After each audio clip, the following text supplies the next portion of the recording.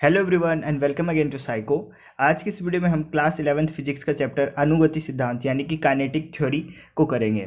और इस चैप्टर के साथ आपके जो तीन चैप्टर हैं मेजर तीन चैप्टर क्लास 11th में, यानी कि एक तो ये हो गया अनुगति सिद्धांत जिसमें हम गैस के बारे में पढ़ते हैं, और दो इससे पहले मैं आपको करवा चुका हूँ, मैकेनिकल प्रॉपर्टी ऑफ सॉलिड वाला हो गया है, और मैकेनिकल प्रॉपर्टी ऑफ फ्लूइड, ठीक है, द्रव्य। ये तीन चैप्टर बहुत इंपॉर्टेंट चैप्टर है, तो इन तीनों चैप्टर को तो आपको अच्छे से तैयार करके जाना है। ओके, तो आज की इस वीडियो में हम देखेंगे अनुगति सिद्धांत। तो चलिए शुरू करते हैं इस चैप्टर को।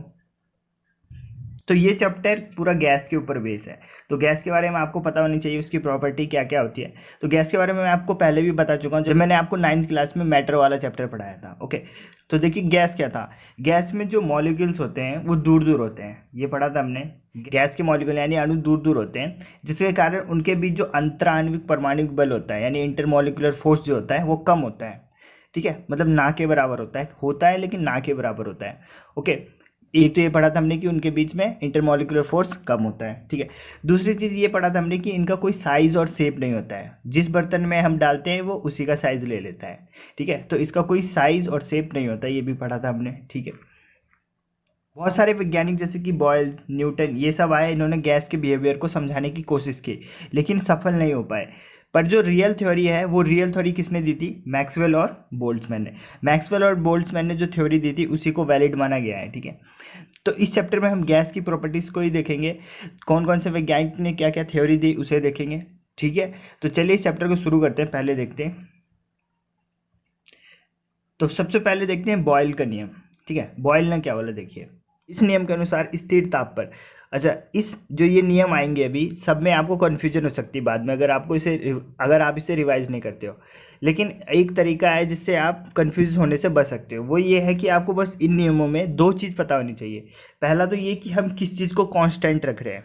ठीक है, पहला तो आपको ये याद रखना है कि किस चीज़ को हमने कांस्टेंट रखना है, और दूसरा ये चीज़ कि क्या किसके प्रोपोर्शनल है या इनडायरेक्टली प्रोपोर्शनल है। ठीक है, पहले तो कांस्टेंट किसको रख रहे हैं, मैं स्थिर किसको रख रहे हैं, और दूसरा चीज़ कौन किसके अनुक्रमानुपाती है या फिर व्युत्क्रमानुपाती है, ये ध्यान रखना है बस। ठीक है, तो बॉयल के नियम ने क्या बोला कि इस नियम के अनुसार ताप को इन्होंने क्या रखा, स्थिर रखा, यानी टेम्परेचर को रख दिया कांस्टेंट, टेम्परेचर को कांस्टेंट रख दिया और मास को भी रख दिया कांस्टेंट।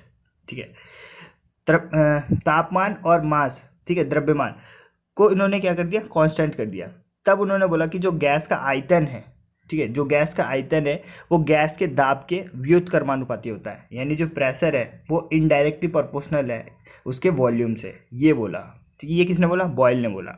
ठीक, ये बॉयल का नियम, चार्ल्स का नियम, ठीक है, गे-लुसाक का नियम, इन सब के ऊपर मैंने वीडियो पहले भी बनाया हुआ है। ठीक है, उसमें मैंने पिक्चर के हेल्प से और एग्जाम्पल के हेल्प से भी आपको समझाया था।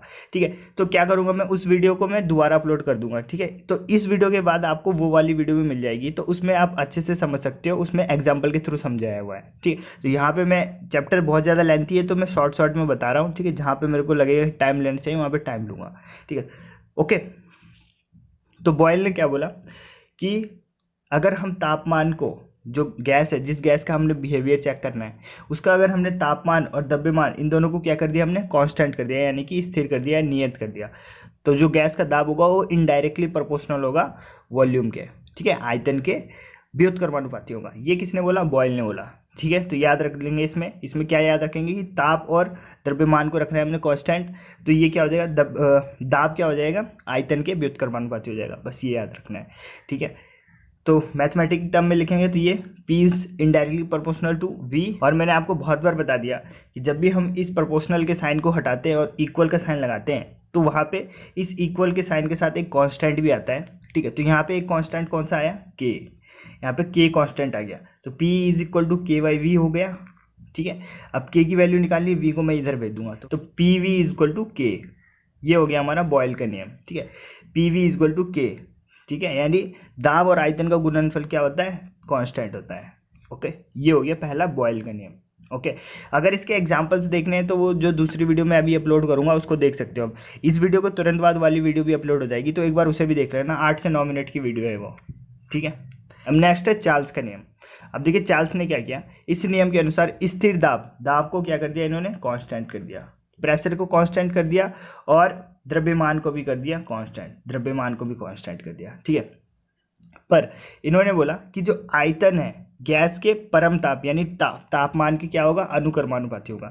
इन्होंने बोला कि अगर हम दाब को और द्रव्यमान को, ठीक है, प्रेशर को और मास को कांस्टेंट रखते हैं तो जो उसका आयतन होगा गैस का वो डायरेक्टली प्रोपोर्शनल होगा टेम्परेचर के, ठीक है। यानी कि जब तापमान बढ़ाएंगे तो उसका आयतन भी बढ़ेगा, या फिर वॉल्यूम बढ़ेगा तो तापमान भी बढ़ेगा, ये बोला। और कब होगा ये, जब हम दाब को और द्रव्यमान को ये क्या कर देंगे, कांस्टेंट कर देंगे, ठीक है। तो ये बोला चार्ल्स ने, ठीक है। मैथमेटिक कैसे लिखेंगे इसको कि v is directly proportional to t, ठीक है। फिर यहाँ पे इक्वल का साइन लगाएंगे, इसके साथ एक कांस्टेंट आया k, ठीक है, और ये t इधर भेज देंगे तो k की वैल्यू क्या आ जाएगी, v बाई टी। तो k की वैल्यू क्या आ गई, v by t is equal to नियतांक, ठीक है। ये हो गया हमारा चार्ल्स का नियम, ठीक है।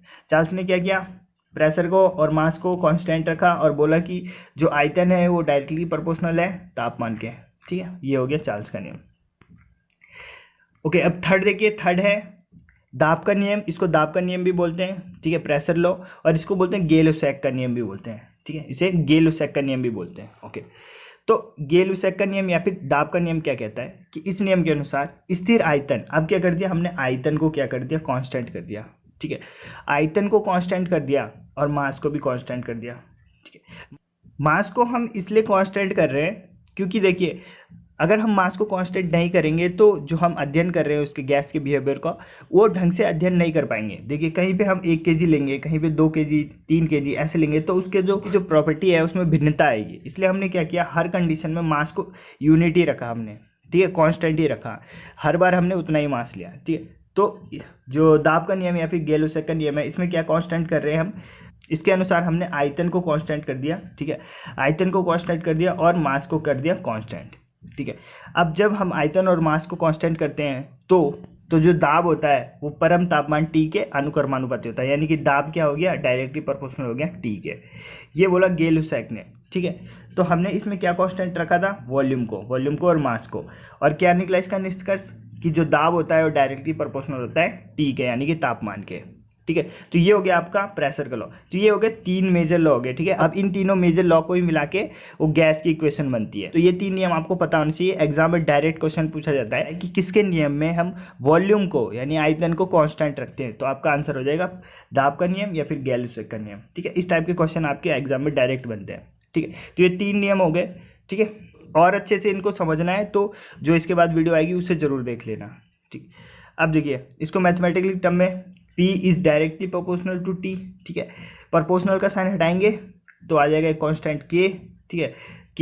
K का मान निकालना है तो T को इसके नीचे भेज देंगे, यानी P by t is equal to constant, ये आ गया, ठीक है। ये हो गया आपका गेल-लुसैक का नियम, ठीक है। अब एक है एवोगाद्रो का नियम, इसे भी देख लेते हैं। देखिए एवोगाद्रो का जो नियम है उसमें देखिए एवोगाद्रो ने क्या बोला, एवोगाद्रो ने देखिए क्या किया, at the fix temperature and pressure, pressure को और तापमान इन दोनों को क्या कर दिया, कांस्टेंट कर दिया, तापमान को भी कांस्टेंट कर दिया और प्रेशर को भी कांस्टेंट कर दिया, और बोला कि जो नंबर ऑफ मॉलिक्यूल्स होंगे per unit volume is same for all gases, ठीक है। मतलब कि 3 बर्तन है हमारे पास, ठीक है, 3 बर्तन है, ठीक है। इन तीनों बर्तन में गैस भरा हुआ है हमने सब समान मात्रा में, ठीक है। जैसे कि यहाँ पे 1 लीटर इसमें भी, 1 लीटर इसमें भी, 1 लीटर इसमें भी है, ठीक है। वॉल्यूम को हम लीटर में वो करते हैं, काउंट करते हैं, इसलिए 1-1 लीटर, ठीक है। 1-1 लीटर तीनों बर्तन में भरा हुआ है और तीनों क्या है, सेम टाइप की गैस है, ओके। और तीनों में क्या है, प्रेशर कांस्टेंट है और तापमान भी कांस्टेंट है, यानी कि प्रेशर भी सेम है इन तीनों में और प्रेशर भी सेम है और तापमान भी सेम है, ठीक है। तो इन्होंने बोला कि जितने नंबर्स होंगे इसमें मॉलिक्यूल्स के, उतने ही नंबर इसमें भी होंगे, उतने ही नंबर इसमें भी होंगे। ये किसने बोला, एवोगाद्रो ने बोला, ठीक है, कि मॉलिक्यूल्स यानी अणुओं की संख्या जितनी इसमें होगी उतनी ही इसमें होगी, उतनी ही इसमें होगी, ठीक है। क्योंकि हमने समान क्या लिया है, आयतन समान लिया है, इसमें भी 1 लिया है, इसमें भी 1, इसमें भी 1 लिया है, और प्रेशर और तापमान को हमने क्या कर दिया था, कांस्टेंट कर दिया था। तो ये किसने बोला था, एवोगाद्रो ने, कि जो मॉलिक्यूल्स के नंबर होंगे पर यूनिट वॉल्यूम, ठीक है, कि समान आयतन में जो अणुओं की संख्या होगी वो क्या होगी, समान होगी, ठीक है, ये बोला। और इन्होंने एक नंबर भी बताया, इनसे पूछा गया कि कितना होता है, तो इन्होंने बोला कि एसटीपी यानी कि standard temperature and pressure, STP पे, ठीक है। एसटीपी के बारे में भी मैं बता देता हूँ आपको। देखिए एसटीपी का मतलब होता है standard temperature pressure. Standard temperature कितना होता है 273 केल्विन और प्रेशर कितना होता है 1 एटीएम। ठीक है। एसटीपी की बात करें तो हम उस टाइम टेम्परेचर कितना ले लेते हैं 273 केल्विन और प्रेशर कितना लेते हैं 1 एटीएम ले लेते हैं। ठीक है, इसे बोलते हैं एसटीपी। तो एसटीपी पे इन्होंने बोला कि 22.4 लीटर। अब ये यहाँ पे 22.4 लीटर क्यों है? यूनिट लेना चाहिए था हमें, 1 लीटर लेना चाहिए था, लेकिन ये 22.4 लीटर क्यों है? तो इसे मैं आपको बिल्कुल लास्ट में बताऊंगा कि ये 22.4 लीटर क्यों आया। ये हम पहले भी जब न्यूमेरिकल सॉल्व करते थे तो इसकी वैल्यू 22.4 लीटर ही रख देते थे, लेकिन हमें पता नहीं था कि हम इतना ही क्यों रख रहे हैं। तो आज आपको इसका भी आंसर मिल जाएगा वीडियो के लास्ट में जब हम एक न्यूमेरिकल करेंगे। ठीक है, तो यूनिट वॉल्यूम होता है वो कितना होगा 22.4 लीटर। ठीक है, एसटीपी पे। तो इन्होंने बोला कि 22.4 लीटर में कितने मॉलिक्यूल्स होंगे 6.02 इंटू 10⁻23 इतने होंगे मॉलिक्यूल्स। और इसी संख्या को इन्होंने बोला कि एवोगाद्रो संख्या है ये, और इसको हम किससे डिनोट करते हैं कैपिटल एन ए से, एन ए। ये हो गया हमारा एवोगाद्रो संख्या। ठीक है, 22.4 लीटर में इतने नंबर्स ऑफ मॉलिक्यूल्स होंगे, अणु होंगे इतने, और इसी को क्या बोलते हैं एवोगाद्रो नंबर बोलते हैं। ठीक है, ओके, ये हो गया हमारा एवोगाद्रो की परिकल्पना। ठीक, अब आगे देखते हैं। अब आगे देखते हैं आदर्श गैस। आदर्श गैस को यानी परफेक्ट गैस बोल सकते हैं, आइडियल गैस बोल सकते हैं। कहीं कहीं पे आपको परफेक्ट गैस लिखा हुआ मिलेगा, कहीं कहीं पे आपको आइडियल गैस मिलेगा। ठीक है, इससे पहले हमने आदर्श द्रव के बारे में पढ़ा था। ठीक है, तो आदर्श द्रव यानी कि आदर्श द्रव हमने जब पढ़ा था तो हमने देखा था कि वैसा कुछ नहीं होता, वो काल्पनिक होता है। तो आदर्श गैस यानी परफेक्ट गैस भी काल्पनिक होता है, ऐसा कुछ नहीं होता। क्यों नहीं होता अभी आपको पता चल जाएगा। देखिए आदर्श गैस होता क्या है, वह गैस जो ताप व दाब की प्रत्येक अवस्था में बॉयल, चार्ल्स और दाब के जो ऊपर 3 नियम हमने पढ़े, किस किस का, बॉयल का नियम पढ़ा हमने, चार्ल्स का पढ़ा और जो प्रेशर लॉ पढ़ा, इन तीनों नियमों का पालन करती है। प्रत्येक किस पे, प्रत्येक टेम्परेचर या फिर प्रत्येक प्रेशर पे, कोई से भी टेम्परेचर दे दे या फिर कितना भी उस पर प्रेशर लगा दे, वो तीनों कंडीशन, वो हर कंडीशन में चार्ल्स, ठीक है, बॉयल और दाब के नियम का पालन करती है। उसी को हम बोलते हैं आदर्श गैस।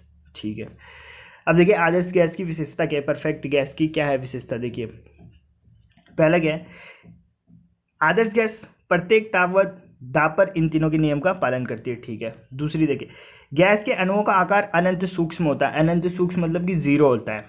ठीक है, तो पहला तो यही चीज़ हो गया कि कोई भी मॉलिक्यूल्स होगा उसके जो पार्टिकल्स हैं वो 0 हो ही नहीं सकते हैं। तो जब 0 हो ही नहीं सकता तो आदर्श गैस नाम का कोई भी चीज़ नहीं होता प्रैक्टिकली, ये एक कल्पना है।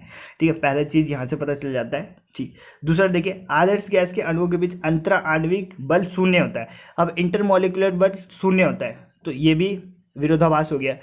कोई भी मैटर है दुनिया में, उनके अणुओं के बीच इंटरमॉलिकुलर फोर्स होगा ही, भले बहुत कम होगा। जैसे गैस में क्या होता है, बहुत कम होता है, ठोस में सबसे ज़्यादा होता है, लेकिन होता है।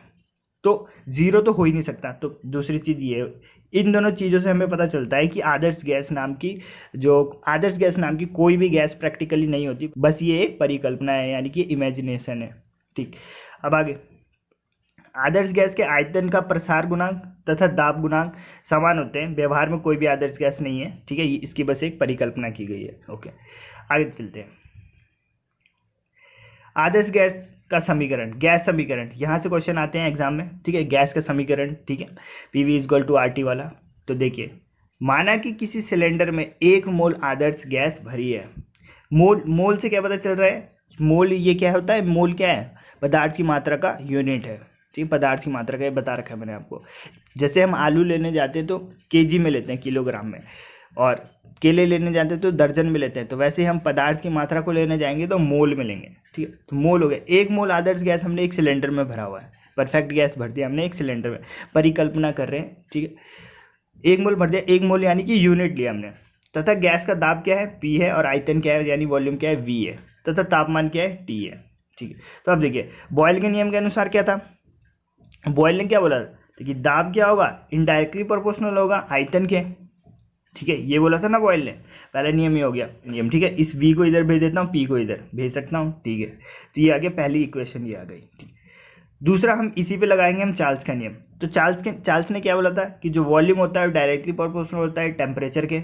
ठीक है। तो ये हो गया वॉल्यूम डायरेक्टली प्रोपोर्शनल है टेम्परेचर के। ये हो गया हमारा दूसरा समीकरण। ठीक है, सारे याद होने चाहिए आपको कि किसके प्रोपोर्शनल कौन है, और ये एक बार में नहीं होगा, बार बार आप इसको रिवाइज करोगे तभी होगा। ठीक, अब इन दोनों को मिला देते हैं, पहली इक्वेशन और दूसरी इक्वेशन को। ठीक है, क्योंकि इधर भी v है इधर भी v है, तो क्या हो जाएगा, v is equal to t by p हो जाएगा। ठीक है, यानी v देखिए इसके डायरेक्टली प्रोपोर्शनल है और v इसके इनडायरेक्टली प्रोपोर्शनल है, तो हम बोल सकते हैं कि v is directly proportional to t and v is indirectly proportional to p, बोल सकते हैं।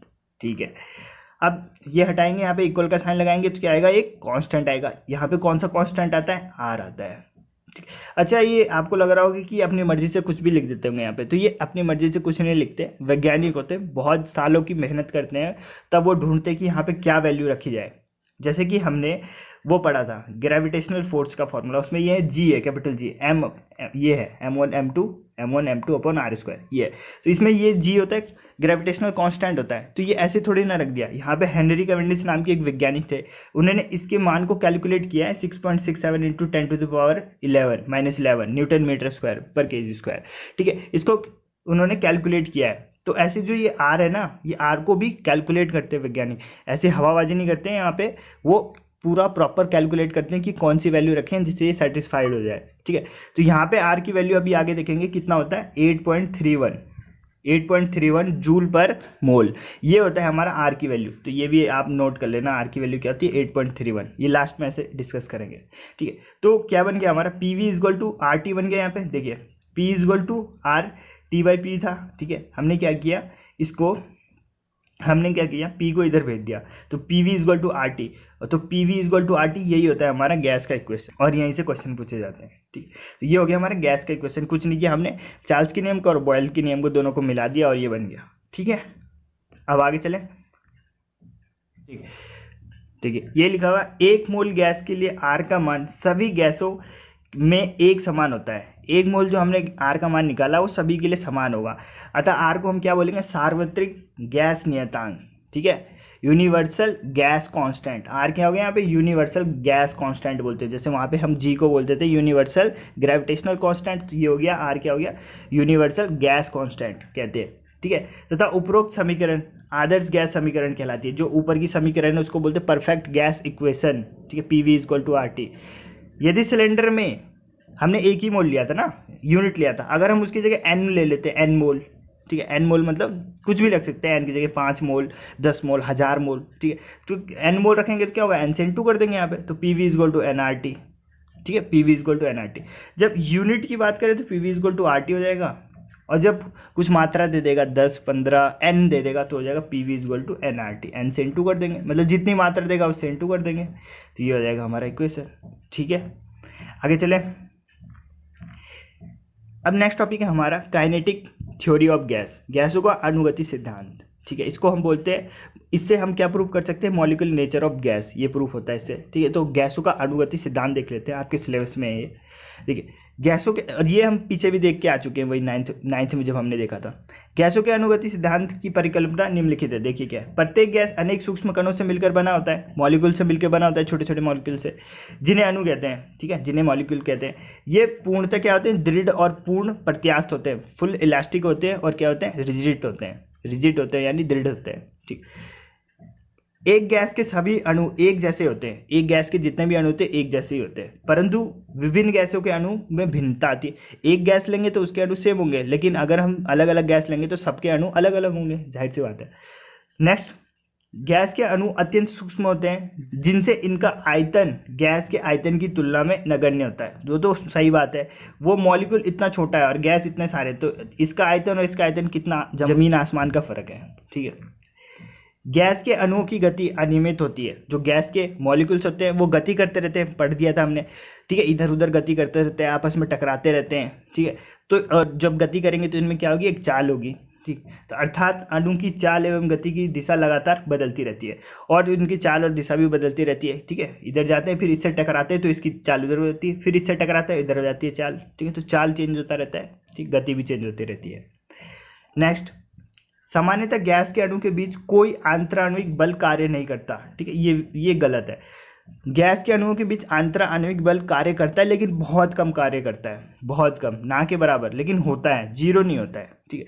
परंतु जब दो अणु एक दूसरे से अत्यंत समीप आ जाते हैं तो इनके बीच अंतर आणविक बल कार्य करने लगता है। यानी जब दो मॉलिक्यूल्स जो है वो पास में आ जाएंगे तो देखिए दूर में होगा तो इनके बीच में इंटरमॉलिक्यूलर फोर्स नहीं लगेगा, उतना नहीं लगेगा, लेकिन उतना नहीं लगेगा, मतलब ना बोल सकते हम, ना के बराबर लगेगा। पर जैसे जैसे ये जितना पास आएंगे तो इंटरमॉलिक्यूलर फोर्स लगता रहेगा और ये एक दूसरे के पास और आते रहेंगे, खिंचते रहेंगे एक दूसरे की तरफ, ठीक है।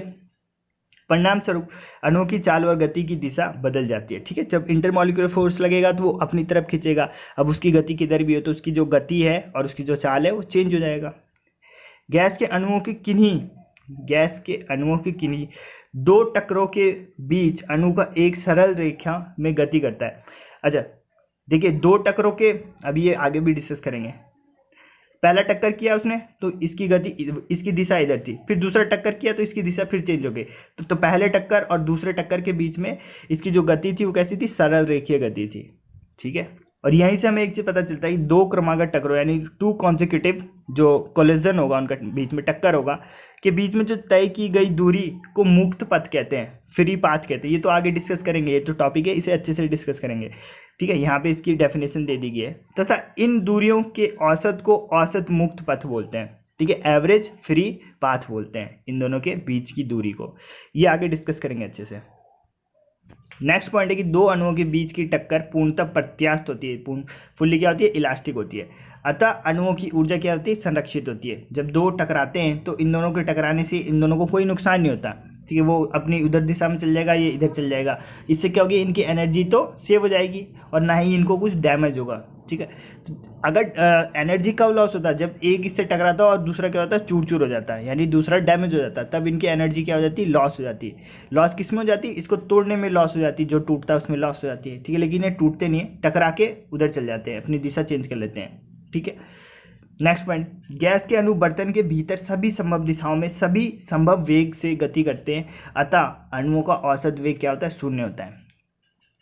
हमने किसी बर्तन में रखा गैस को तो बर्तन के शेप का वो अपना आकार ले लेता है गैस, ठीक है। और जो बर्तन की जो दीवार है उसमें क्या होगा, टक्कर लगाता रहता है, क्योंकि हमने देखा जो मॉलिक्यूल्स होते हैं, मॉलिक्यूल थ्योरी के अनुसार कि जो मॉलिक्यूल्स होते हैं वो गति करते रहते हैं और गति करते करते आपस में टकराते हैं। आपस में टकराने से क्या होता है, आपस में टकराते रहते हैं, उनके वेग में और दिशा में चेंज होता रहता है और इसके साथ साथ वो बर्तन की दीवार में भी टक्कर मारते रहते हैं, ठीक है।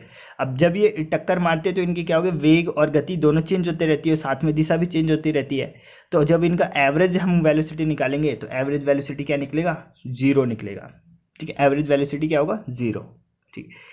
नेक्स्ट देखिए, जब गैस के अणु बर्तन की दीवार से टकराते हैं और उनके वेग में परिवर्तन होता है, इस संवेग परिवर्तन के कारण वे बर्तन की दीवार पर बल आरोपित करते हैं। बर्तन की दीवार के एकांक क्षेत्रफल पर कार्य करने वाला बल को गैस का दाब कहते हैं, ठीक है। तो इसमें कोई नया है नहीं, ये तो हम पहले भी देख चुके हैं। जो भी परपेंडिकुलर फोर्स लगेगा उसको दाब कहते हैं। तो जब ये जो अणु है, ये बर्तन है, बर्तन की दीवार पे जैसे ये टकराए तो कैसे टकराए, लंबवत टकराए, लंबवत टकराने से क्या लगेगा, एक बल लगेगा। अब जो भी बल परपेंडिकुलर लगता है प्रति एकांक क्षेत्रफल पे वो क्या होता है, दाब होता है। कितनी बार बता दिया मैंने आपको, ठीक है। P = F/A होता है, यानी दाब होता है, ठीक है। यानी गैस के अणु क्या लगाते हैं, दाब लगाते हैं, कहाँ पे, बर्तन की दीवारों पे। ये पॉइंट है ये, ठीक है। आगे देखिए, गैस के अणुओं का द्रव्यमान कम तथा वेग बहुत अधिक होता है। गैस के अणुओं का द्रव्यमान क्या होता है, कम होता है, उनका द्रव्यमान कम होता है तथा वेग क्या होता है, बहुत अधिक होता है, जिससे उनकी गति पर गुरुत्वाकर्षण बल का कोई भी प्रभाव नहीं पड़ता, ठीक है। गुरुत्वाकर्षण बल का प्रभाव क्यों नहीं पड़ता, गुरुत्वाकर्षण बल क्या था, ये था अपॉन r²। तो गुरुत्वाकर्षण बल किसके डायरेक्टली प्रोपोर्शनल है, द्रव्यमान के। अब बोला कि द्रव्यमान बहुत कम है उसका लेकिन वेग ज़्यादा है, तो द्रव्यमान कम है तो गुरुत्वाकर्षण बल कम लगेगा, सिंपल सी बात। तो अतः हम कह सकते हैं कि गैस के अणुओं पर गुरुत्वाकर्षण बल नहीं लगता है, ठीक है, उसका कोई भी प्रभाव नहीं होता, क्योंकि जो इनका द्रव्यमान है वो बहुत कम होता है, ठीक है। तो ये पॉइंट भी क्लियर हो गया होगा। अब आगे देखते हैं, गैस के अणुओं का वर्ग माध्यम मूल वेग यानी कि RMS speed of gas molecule, ठीक है, रूट मीन स्क्वायर स्पीड या फिर root mean square velocity of gas molecules. देखिए ये देख लेते हैं, काफ़ी इंपॉर्टेंट है। देखिए, गैस के अणु सभी संभव दिशाओं में सभी संभव वेग से पूर्णतः गति करने में समर्थ रहते हैं, देख लिया ना हमने। सभी संभव दिशाओं में गति कर सकते हैं सभी संभव वेग से। ठीक है, अब देखिए, किसी गैस के अणुओं के वेग के वर्ग के औसत के वर्गमूल को गैस के अणुओं का वर्ग माध्यम मूल वेग कहते हैं। ऐसे समझ में नहीं आएगा, इक्वेशन से।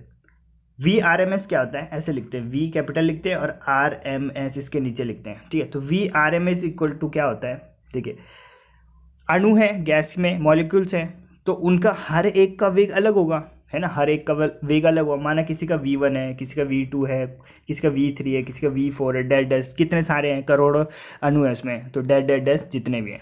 ठीक है, तो वर्ग माध्य मूल वेग यानी कि रूट मीन स्क्वायर वेलोसिटी क्या होता है, ये जो अणु हैं इनके जो वेग होंगे उसका स्क्वायर कर देंगे, सभी का स्क्वायर कर देंगे, सभी का स्क्वायर कर दिया और सबको जोड़ देंगे और सबको जोड़ दिया। ठीक है, और इन सबका एवरेज निकाल देंगे। एवरेज कैसे निकालते हैं, सबको जोड़ने के बाद जितने नंबर है, जैसे कि पाँच वो है, 5 नंबर्स हैं, 1 2 3 4 5, ये 5 नंबर है। इनका एवरेज निकालने के लिए क्या करते हैं, सबको जोड़ देते हैं, 1 2 3 4 और डिवाइडेड बाय जितने नंबर है, नंबर कितने 5, तो ये आ जाता है एवरेज। ठीक है, तो इसका एवरेज निकालना है हमने, यानी वेग का एवरेज निकालना है, वेलोसिटी का निकालना है। तो जितने भी एवरेज है, V1 का स्क्वायर प्लस V2 का स्क्वायर प्लस V3 का स्क्वायर डैश डैश डैश जितने अपॉन n, माना ये डैश डैश डैश Vn तक है, तो Vn अपॉन n।